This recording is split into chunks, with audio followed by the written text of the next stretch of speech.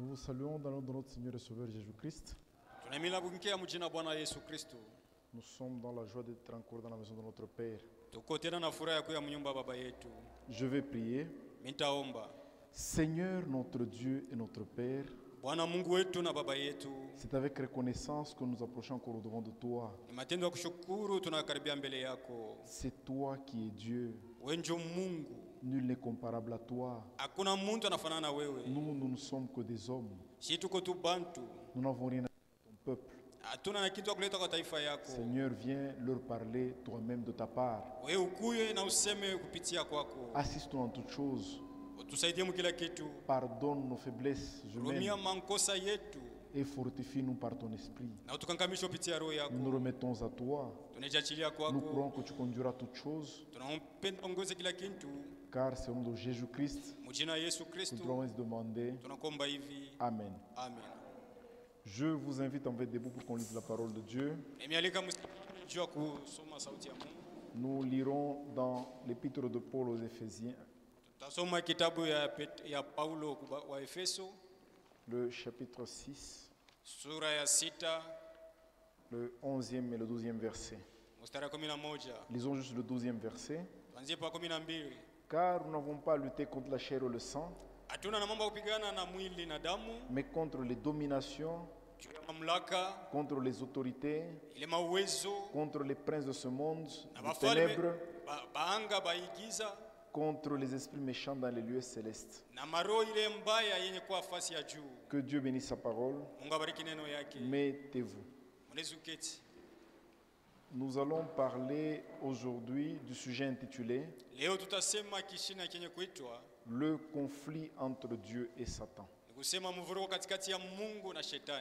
Un conflit, c'est un choc. Un conflit, c'est une lutte. Un conflit, c'est une rivalité. Un conflit, c'est une guerre. Et le conflit entre Dieu et Satan est le plus long conflit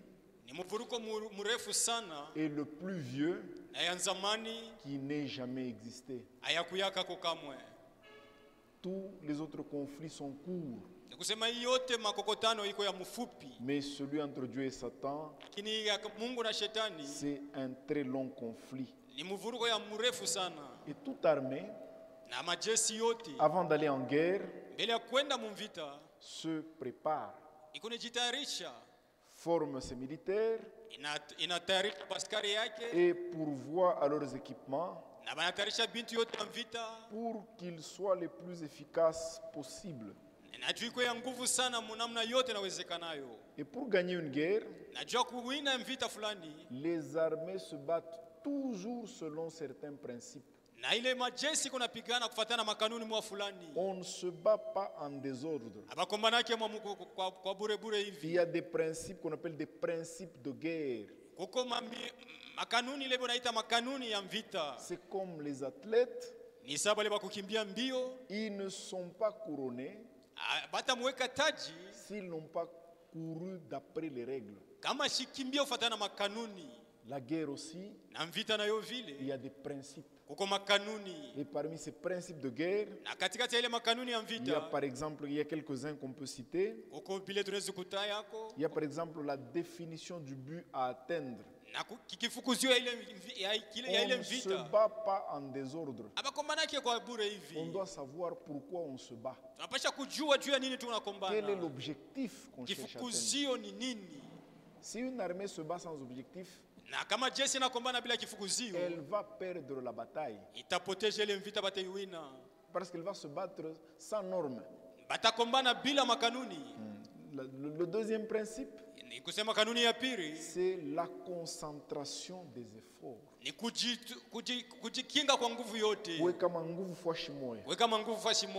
Donc quand vous avez par exemple les rebelles qui sont à Katuba, on ne va pas éparpiller les forces. Il faut mettre l'armée à Katuba. Il y aura la notion de renfort. On va chercher des renforts pour les amener là où il y a des problèmes. Même nous dans ce conflit, il nous faut savoir identifier où est le problème pour concentrer les efforts là-bas. Même dans nos vies, chacun doit savoir là où il est faible, là où Satan l'attaque souvent, pour concentrer ses efforts là-bas. Alléluia. Si on ne concentre pas les efforts et qu'on les éparpille, on va perdre la bataille. Alléluia. Même quand nous venons pour la prière, nous devons savoir notre prière sera focalisée sur quoi. On ne va pas prier en désordre. On demande le pain, on demande ceci, on demande cela. Non. Ça, c'est aller à l'encontre d'un principe de guerre. Il faut surprendre l'ennemi. Aujourd'hui, nous voyons les gens aviser, oh non, nous viendrons tel jour, attendez-nous. Ça, ce n'est pas dans la guerre. Dans la guerre, on favorise l'effet de surprise. Nous battons contre Satan. Nous devons apprendre à le surprendre par moment. Quand nous sommes conduits à faire une chose, nous ne la remettons pas à demain, parce qu'il va se préparer et il va nous détourner. Nous devons apprendre à avoir l'effet de surprise. Dans la guerre, il y a l'unité de commandement. L'unité de commandement, il y a la notion d'état-major. Quand les armées se battent, elles dépendent de leur état-major. C'est là qu'on donne la stratégie de la guerre. C'est là qu'on donne les ordres. C'est de là qu'on leur dit ce qu'il faut faire. Alléluia. Dieu ne nous a pas laissés seuls. Il nous a laissé un état-major qui est au ciel. C'est de là que nous recevons tout ce que nous devons faire dans la guerre. Chacun ne fait pas ce qu'il veut, mais nous agissons selon la conduite de notre état-major. Nous regardons notre général. Dans la guerre, ce n'est pas n'importe qui dit ce qu'on doit faire. Il y a un commandant, celui qui commande, celui qui dit ce qu'on doit faire. Alléluia. De même dans ce conflit, nous échouons parce que nous brisons l'unité de commandement. Même dans l'église, chacun n'est pas libre de faire ce qu'il veut. Nous devons regarder dans la même direction. Et une seule personne est devant. C'est le pasteur. Tout le monde regarde à lui. Alléluia. Et c'est comme ça que même Israël s'est conduit dans la Bible. C'est comme ça qu'Israël a marché dans la Bible. Il y a un autre principe, c'est la collaboration, la coopération. Quand on parle de l'affaire du 11 septembre aux États-Unis, on dit que les djihadistes ont atteint les États-Unis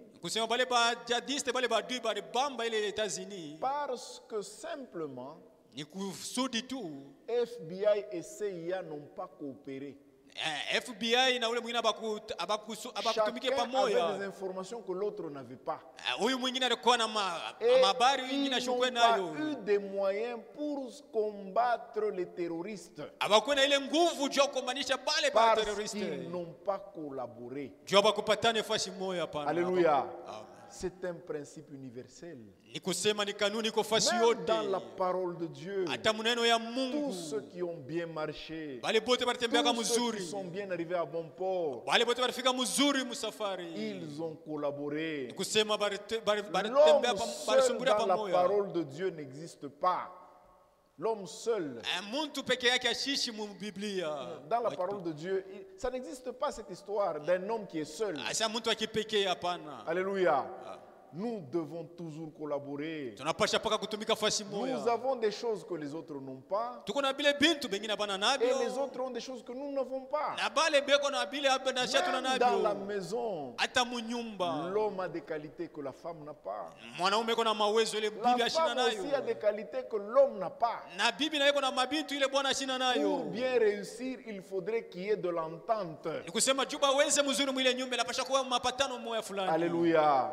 Dans l'église, dans les affaires de Dieu, dans notre vie chrétienne, nous devons coopérer, nous devons collaborer. Dans la Bible, les gens ont coopéré, les gens ont collaboré, ils ont marché ensemble. C'est un travail de collaboration.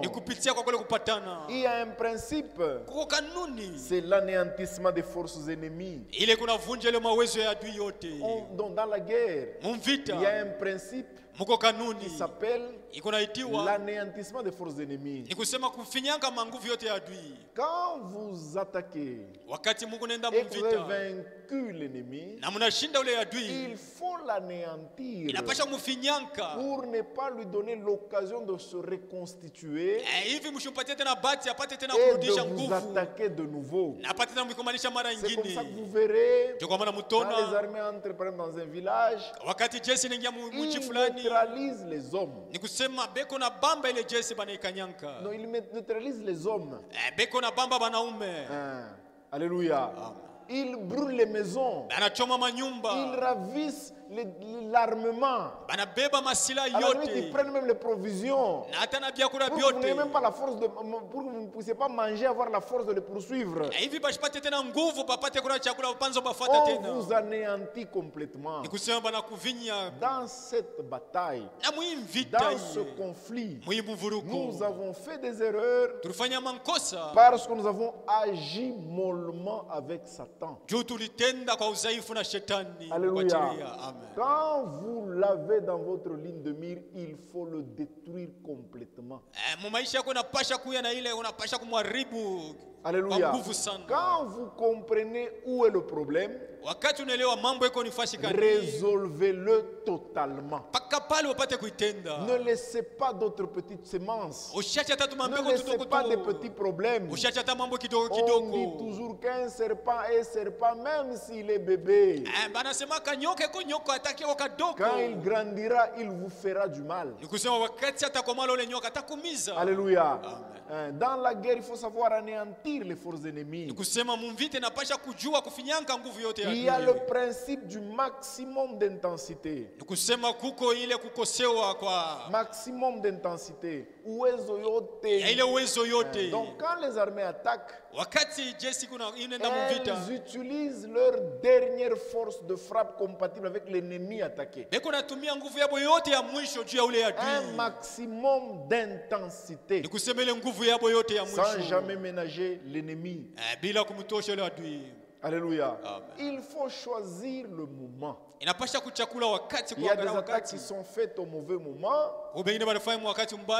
et ça s'est soldé par des échecs. Il faut savoir choisir le moment. Il faut savoir choisir l'endroit. Il faut une bonne vitesse d'action. Et il faut avoir la vision globale de la situation. Et on se bat d'après ces principes pour espérer avoir la victoire. Nous sommes à la fin. L'œuvre de Dieu s'achève. Nous avons engagé la dernière bataille où tout le monde s'est armé fortement pour essayer d'attirer la victoire de son côté. Alléluia. Et les armées chercheront toujours à s'équiper plus que leurs ennemis.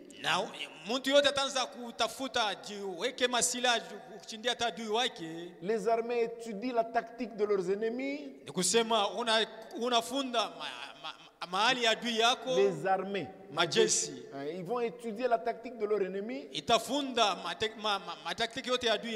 que pour bien vaincre, il faut connaître l'ennemi. Et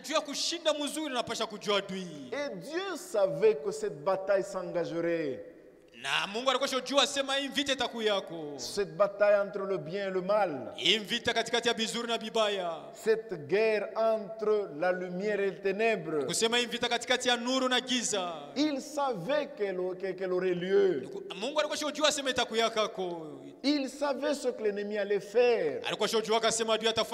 Parce que Satan est une créature. Il n'est pas créateur. Son créateur le connaissait. Et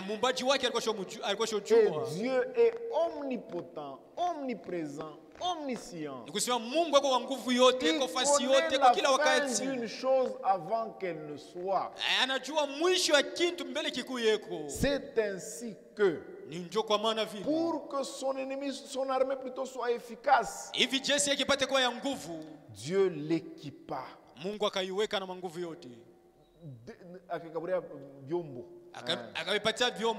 Dès le commencement, de l'arme la plus performante et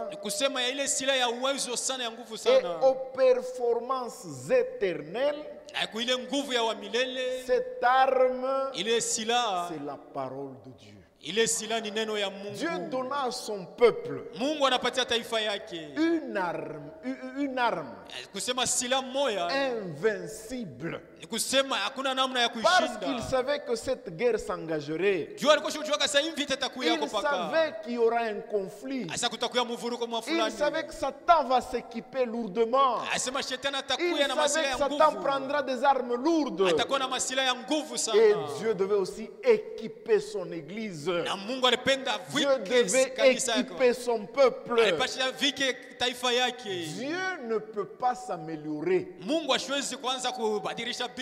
est Dieu dès le commencement jusqu'à la fin. Il est parfait dès le commencement, éternellement. C'est ainsi qu'il donna aussi à son armée une arme éternellement efficace. Cette arme s'appelle la parole de Dieu. C'est la seule arme qui soit invincible. C'est la seule arme qui garde ses performances d'éternité en éternité. Comme Jésus pouvait le dire en Matthieu 24:35, le ciel et la terre passeront, mais mes paroles ne passeront point. Alléluia.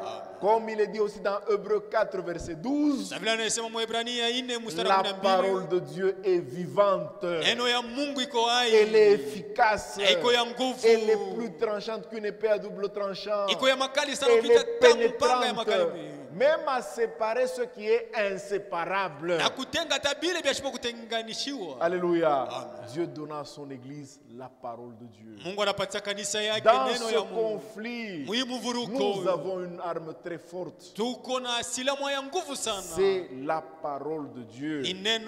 C'est ainsi que une première bataille s'engagea. Et la première bataille qui s'engagea, elle s'engagea au ciel.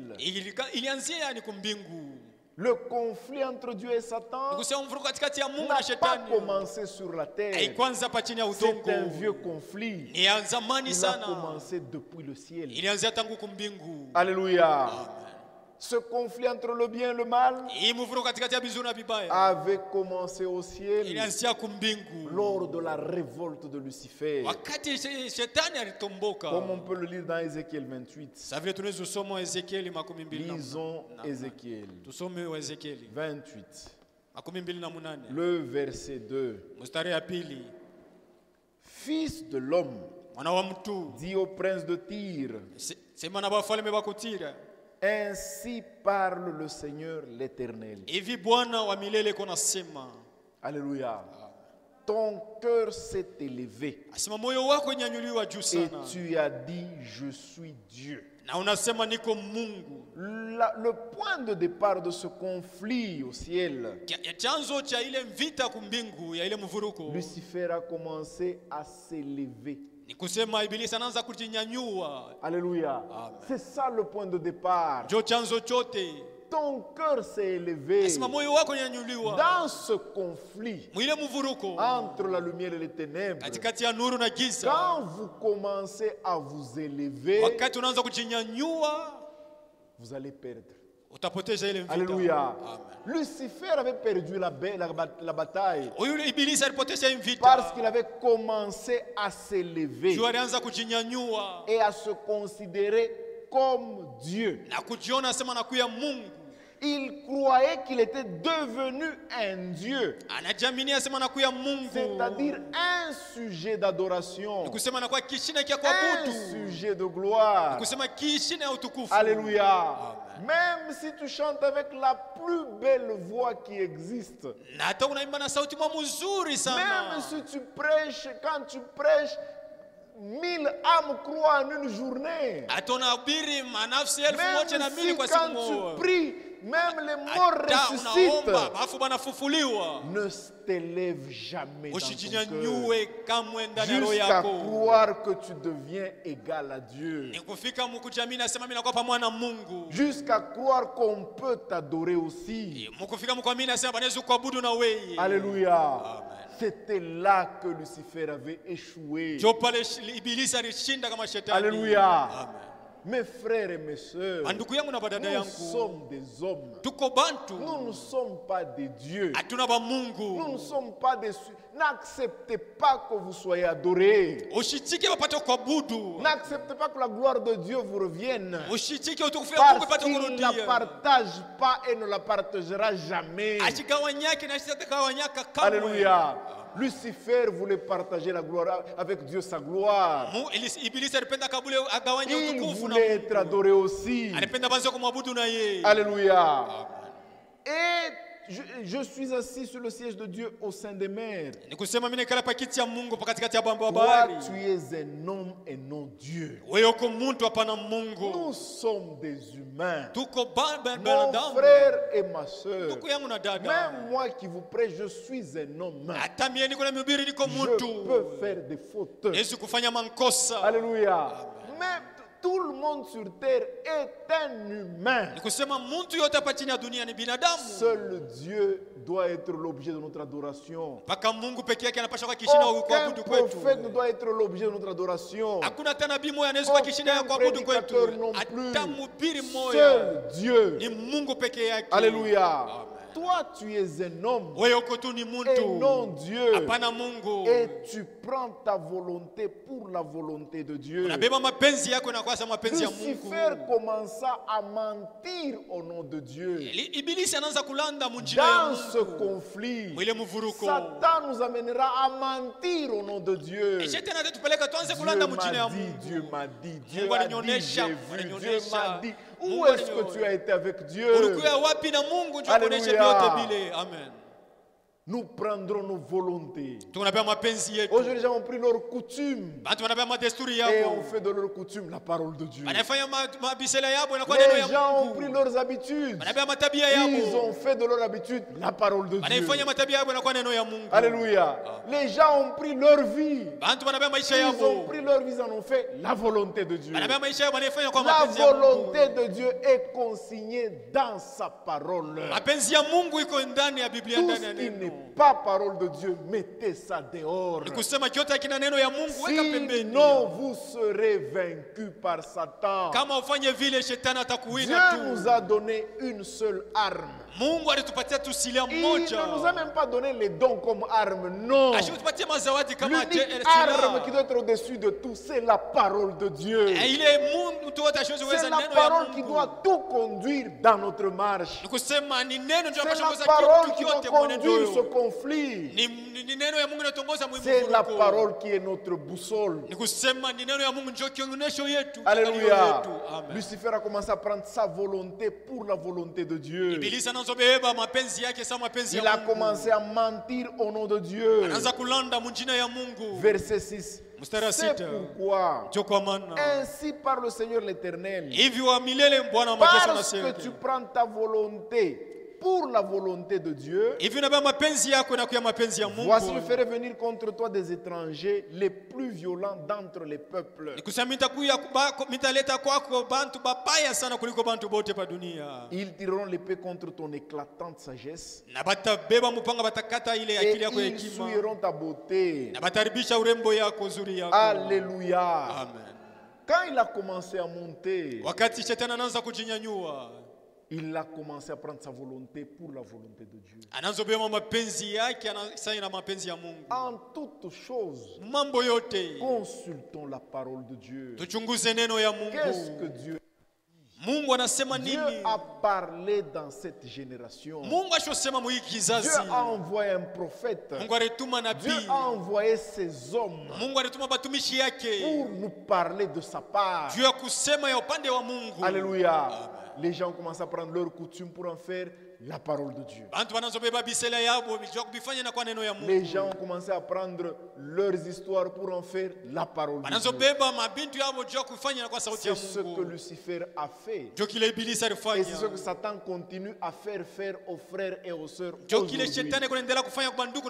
Nous amener à prendre notre volonté pour la parole de Dieu. Alléluia. Alléluia. C'est comme ça que Dieu le précipita. Verset 17. Ton cœur s'est élevé à cause de ta beauté. Quand vous lisez la description qu'on donne à Lucifer, depuis le verset 11, on dit toutes ces choses qu'il a amassées. Il mettait le sol à la perfection. Tu étais plein de sagesse, parfait en beauté. Alléluia. Tu étais en Éden, le jardin de Dieu. Tu étais couvert de toute espèce de pierres précieuses. Il avait une condition spéciale. Il avait une place spéciale. Et cette place spéciale lui avait permis d'avoir de grandes faveurs et d'être couvert de pierres précieuses. Tes tambourins et tes flûtes étaient à ton service. Alléluia. Il était glorifié. On chantait pour lui. Tout était à son service. Alléluia. Mais ces choses ont commencé à le détruire. Qu'est-ce qui détruit les frères et les sœurs aujourd'hui? C'est toujours la faveur que Dieu leur fait et il la gère mal. Alléluia. La condition qu'il avait l'a amené à sa perte. Aujourd'hui, quelqu'un peut avoir un don. Il suffit qu'on commence à trop glorifier ce don. S'il ne gère pas ça correctement, ça peut l'amener à sa perte. Alléluia. Une église peut être bénie. Mais si l'église ne gère pas correctement cette bénédiction, ça va l'amener à sa perte. Alléluia. C'est ça qui est arrivé avec Lucifer. Tu étais couvert de pierres précieuses. Tes tambourins et tes flûtes étaient à ton service. Préparé pour le jour où tu fus créé. Tu étais un chérubin protecteur aux ailes déployées. Je t'avais placé et tu étais sur la sainte montagne de Dieu. Dieu lui-même l'avait élevé. Comme Dieu peut nous élever aujourd'hui. Comme Dieu peut nous bénir aujourd'hui. Quelqu'un est en train de jeûner, de gémir, de pleurer. Dieu, donne-moi du travail, donne-moi du travail. Quand Dieu lui ouvre un peu son ciel, il commence à toucher un peu d'argent. Il commence à chercher une deuxième femme. Alléluia. Amen. Voyez la bénédiction, il gère ça mal. Alléluia. Amen. Lucifer n'a pas bien géré ces choses. Tu marchais au milieu des pierres étincelantes. Alléluia. Amen. Il était dans une bonne condition. Et sa grandeur lui avait rempli de violence pour pécher. Verset 16. Par la grandeur de ton commerce, tu as été rempli de violence et tu as péché. Nous sommes dans un conflit. Veillez, veillons, veillons, veillons. Satan n'est pas loin. Il rôde comme un lion rugissant, cherchant qui il dévorera. Satan ne craint personne. Il est parti tenter même le Seigneur lui-même. Pour vous dire qu'il n'a pas peur de nous. Une seule chose le fait trembler, c'est la parole de Dieu. Un don n'a jamais fait trembler Satan. Alléluia. Il peut l'utiliser à sa guise. On a vu beaucoup de gens qui avaient des grands dons. On a vu beaucoup de gens qui avaient des grands dons, mais que Satan a ensuite utilisé. Alléluia. Amen. Dieu a donné une arme très puissante à son église. C'est sa parole. Gardez la parole. Alléluia. Amen. La grandeur de son commerce l'a amené au péché. Ton cœur s'est élevé à cause de ta beauté. Ma soeur, ta beauté peut te perdre. Mon frère, tu peux être bien, tu es en bonne santé. Même ta bonne santé peut te perdre. Alléluia. Tu es en bonne santé, tu montes, tu descends, tu es fort, tu vas, tu t'absentes à l'église. Ça peut te perdre. C'est juste ça qui a perdu. Alléluia. Sa beauté l'a perdu. Alléluia. Dieu peut nous faire de grandes faveurs. Mais si nous gérons mal la bénédiction, elle peut nous amener des problèmes. Gardons toujours la parole de Dieu. Alléluia. Tu as corrompu ta sagesse par ton éclat. Il était tellement beau qu'il a même corrompu la sagesse qu'il avait. Alléluia. Aujourd'hui, quelqu'un peut être consulté, il est bien vu. Tout le monde l'écoute. Alléluia. Mais s'il gère mal la chose, s'il ne laisse pas la parole de Dieu le dominer, cela peut le perdre. Alléluia. Église, voilà ce qu'était le premier conflit. Et plus on monte, non, plus on monte, plus la chute devient fatale. Kama unaanguka ni lufu. Alléluia. Plus tu montes, c'est pourquoi mes chers frères, Jésus revient bientôt. Ne vous contentez pas parce que Dieu vous a béni, vous avez acheté une voiture. Non. L'objectif de notre guerre, c'est aller au ciel. Nous ne nous sommes pas battus pour avoir de beaux mariages. C'est juste un cadeau que Dieu nous a donné. Nous ne nous sommes pas battus pour prêcher bien, non. C'est juste une faveur que Dieu nous a faite. Nous ne nous sommes pas battus pour avoir des dons. C'est juste une grâce que Dieu nous a faite. Notre objectif, c'est arriver, être couronné. Alléluia. Amen. Ne soyez pas aveuglés par tout ce qui peut nous arriver aujourd'hui. Ne soyez pas aveuglés par ces lampes. Ne soyez pas aveuglés par ces vestes que nous portons. Ce n'est pas ça notre but. Notre but, c'est arriver. Alléluia. Amen. Notre objectif, c'est arriver jusqu'à la couronne. Ça ne nous servira à rien d'être même en ligne, d'avoir une chaîne YouTube ou tout ça, mais ensuite de rester sur terre. Alléluia.